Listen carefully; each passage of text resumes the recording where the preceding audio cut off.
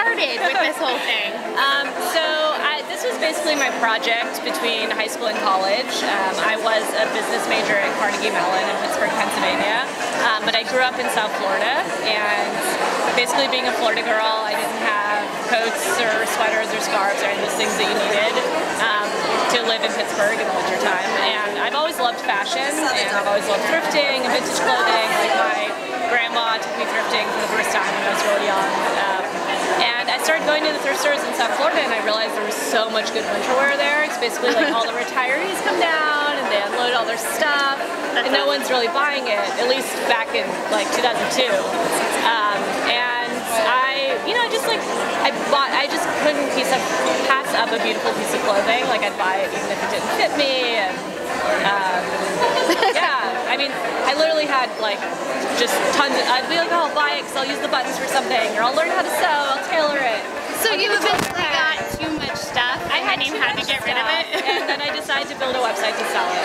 Yeah. That's awesome. It seemed like a cool like summer project, and I like taught myself some coding, and like taught myself Photoshop and a little bit of web design. That's so awesome. Yeah. That's so awesome.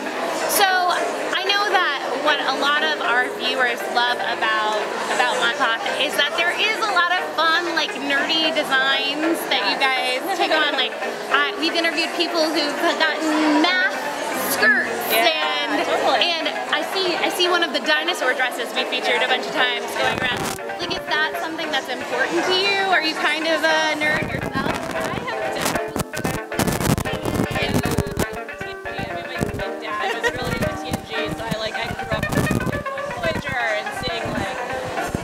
Chainways, like a strong female lead. I mean, it was definitely a big part of my life. I was like 12 years old when I watched that show, so it's a big deal. I love, I'm definitely more of a Trekkie. I'm more on the Star Trek side than the Star Wars side, but I love Star Wars too. It's okay. We can all live together in a happy place.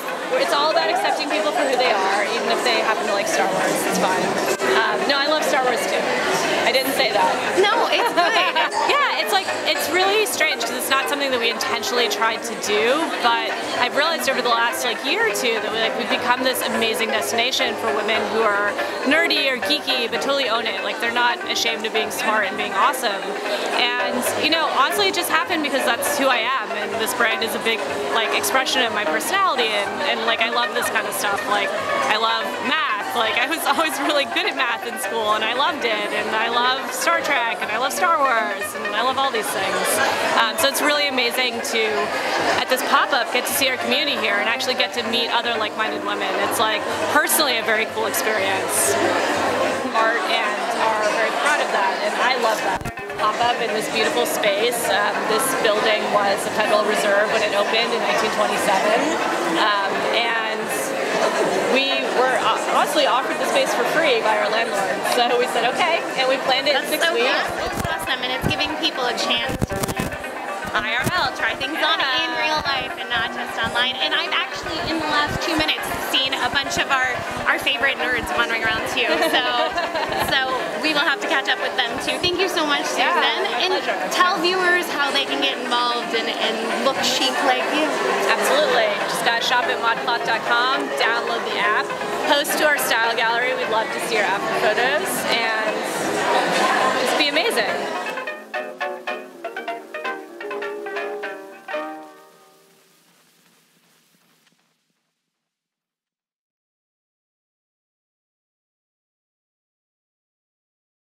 My name is Susan Gregg Koger. I'm the co-founder and chief creative officer of ModCloth.com, and you are watching Fashionably Nerdy.